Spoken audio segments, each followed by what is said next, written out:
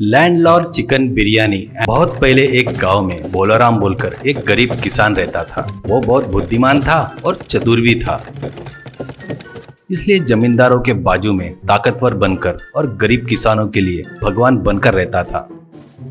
उसी गांव में जगन्नाथ करके एक जमींदार रहता था। उस गांव के किसान सभी उस जगन्नाथ को ही अपनी फसल बेचते थे। जगन्नाथ बहुत ही कंजूस और लालची था। किसानों को बराबर भाव नहीं देकर सताते रहता था। इससे वो लोग कभी भी गरीबी से कभी उबर नहीं पाए। एक बार भोलाराम जगन्नाथ को अपनी फसल नहीं बेचने का निर्णय लेता है और फसल हाथ में आते ही पड़ोस के शहर में जाकर अपना धान बेचकर आए हुए पैसों से तगड़े मुर्गे खरीदता है और एक शिकारी को पैसे देकर 2 लोमड़ियां भी हासिल कर लेता है। उन दोनों में से एक को रूम में बांधकर दूसरे को संकल से बांधकर अपने साथ घुमाता है। जगन्नाथ एक दिन अपने एरिया से जाते रहता है तो भोलाराम मिलता है। तब भोलाराम, बाबूजी आपकी फसल तैयार है, आप जब बोलोगे तब आप ले जा सकते हो, ऐसे कहता है। तो जगन्नाथ, वो तो ठीक कह रहे, पर ऐसे लोमड़ी को पकड़कर क्यों घूम रहा है? वो भाग नहीं जाएगा क्या? भोलाराम, गया तो भी तुरंत वापिस घूमकर आएगा, ये मायावी लोमड़ी है, करके बताता है। और देखते क्या इसका जादू। कहते हुए भोलाराम उस लोमड़ी से कहता है, तू जाकर अच्छी मुर्गी लेकर आ, कहकर उसके गले की संकल खोलता है। संकल के खुलते ही वो बहुत तेजी से भागती है। नहीं होगी, ऐसे कहता है। जगन्नाथ खुश होकर 1500 मुद्राएं देकर लोमड़ी को लेकर जाता है। घर जाकर जगन्नाथ अपनी पत्नी रुक्मिणी से, देख, मैं एक मायावी लोमड़ी खरीद कर लाया हूँ, वो अच्छे अच्छे मुर्गे को चोरी कर कर लाकर देगी, ऐसा कहता है। मैं मर भी जाऊँ तो इस बात पर यकीन नहीं करूंगी, ऐसा कहती है रुक्मिणी। जमींदार जगन्नाथ भी भोलाराम के जैसे लोमड़ी को पकड़कर, जा रे, जाकर अच्छे मुर्गे पकड़ कर लेकर आ, करके बोलकर उसके गले की रस्सी खोल देता है। बस उसी क्षण वो भाग जाता है लोमड़ी। ऐसे बहुत दिन बीत जाते हैं पर लोमड़ी वापस नहीं आता। इससे जमींदार जगन्नाथ उसके साथ धोखा हुआ करके समझ में आ जाता है और अपने आदमियों को लेकर भोलाराम के घर जाता है और उसको पकड़कर बांधकर, मेरे से ही धोखा करता क्या रे नीच कमीने? मेरा पैसा मुझे वापस किया तो माफ कर दूंगा, ऐसा कहता है। वो तो कब का खर्च हो गया है जी, ऐसा कहता है भोलाराम। तो इसे लाठी से मरे तक मारो, करके बोलता है जगन्नाथ। एक व्यक्ति, अरे बाबूजी, इसे मारकर गाड़ने के लिए नहीं जमेगा, इसको कल मार डालेंगे तो अच्छा रहेगा, ऐसे कहता है।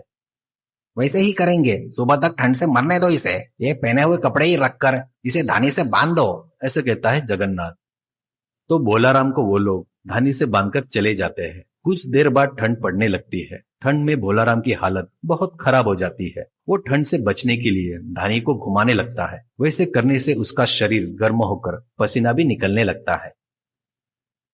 वो ठंड से अब तक मर गया होगा, जाकर देख कर आओ, ऐसा जगन्नाथ उसके आदमी को भेजता है।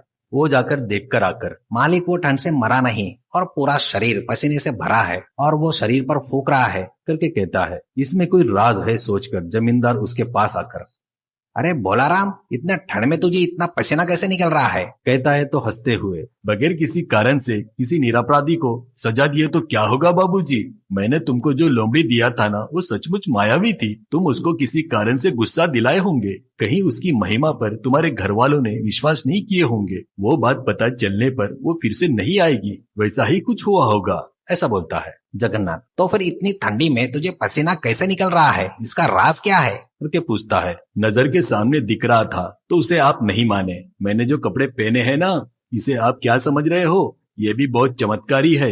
ये पहने तो ठंड में गर्मी लगती है और गर्मियों में पहनने से ठंड रहता है, करके बताता है भोलाराम। तो वो कपड़े को 500 मुद्रा में बेचता क्या? करके कहता है जमींदार। कृपया करके भावबाजी मत करो, ये हमारे दादाओं के जमाने से आ रहा है। मैं इसे किसी भी कीमत में नहीं बेचूंगा, ऐसा कहता है भोलाराम। वो मुझे चाहिए, बदले में 1000 मुद्रा ले ले, ऐसा कहता है जगन्नाथ। तुमको ये उतना पसंद आया तो इसके 2000 मुद्राएं दे दो। ये तुमको दे दिया तो मैं ठंड से मर जाऊंगा, ऐसा कहता है भोलाराम। जगन्नाथ उसको मांगे उतने पैसे देकर उससे वो शर्ट लेकर घर में जाकर धोकर सुखाता है। बाद में ठंडी में सिर्फ शर्ट पहनकर अपने ससुराल जाता है। वहां बहुत ठंड पड़ती है। वैसे उसको देखकर सभी हंसते हैं। भोलाराम ने उसको फिर से धोखा दिया करके उसको समझ में आ जाता है। इस बार भोलाराम के झांसे में नहीं आऊंगा करके और उसको मरवाऊंगा करके निर्णय लेता है। उसके आदमी फिर से भोलाराम को पकड़कर लाते हैं। इस बार जगन्नाथ उसको एक बोरे में बांधकर समुद्र के किनारे एक पहाड़ी पर ले जाता है। वहां पर एक पेड़ की डाल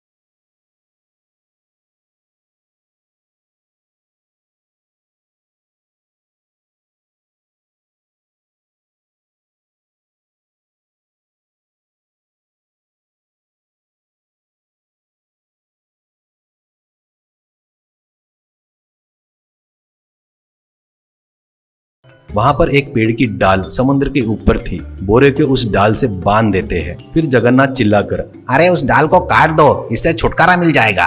ऐसे कहता है तो उसका नौकर कुछ देर तक उस डाल को काटकर, मालिक ये डाल बहुत मजबूत है, इसे काटने के लिए बहुत समय लगेगा। मुझे बहुत भूख लगी है, खाना खाकर आता हूँ फटाक से। ऐसा कहता है। जगन्नाथ मुझे भी भूख लगी है रे, ये कहाँ जाएगा, ले चल खाकर आएंगे करके वहां से निकलते हैं। वो जाने के बाद भोला राम मुझे नीचे उतारो करके चिल्लाता है। इतने में जगन्नाथ के ससुर जी लाल किशन अपनी लड़की को देखने के लिए उधर से आ रहा था। वो आवाज सुनकर कौन है करके चिल्लाता है। भोला राम उसकी आवाज पहचान लेता है। उसको कुबड़ है करके भोला राम को पता भी था और कोई भगवान जैसा आया है सोचकर नीचे उतारो बाबूजी, मेरा कुबड़ गया है करके बोलता है। लाल किशन कुबड़ गया क्या करके बोलता है। तो आपको पता नहीं होगा, इस बोरे में बैठे तो कुबड़ ठीक हो जाता है। मुझे उतारो, आपको ही पता चल जाएगा। हमारे लोग अब तक आ जाने को होना था, पता नहीं क्यों नहीं आए। फिर से यह बोरा ले जाकर जिनका है उनको दिए तो वो लोग 1 घंटे के 100 मुद्राएं नाक पकड़कर वसूल करेंगे। ऐसा कहता है भोला राम। वो बात है क्या, मुझे भी कुबड़ है, मुझे भी थोड़ी देर बैठने देता क्या, तेरे को 100 मुद्राएं देता हूँ। ऐसा कहता है लाल किशन। तो भोला राम कैसे तो भी करके बोरे से बाहर आकर लाल किशन को उस बोरे में फिर से पेड़ के डाल को बांधकर अपने रास्ते से निकल जाता है। बाद में जगन्नाथ अपने आदमी के साथ आकर पेड़ के डाल को काट कर समुद्र में गिरा देता है।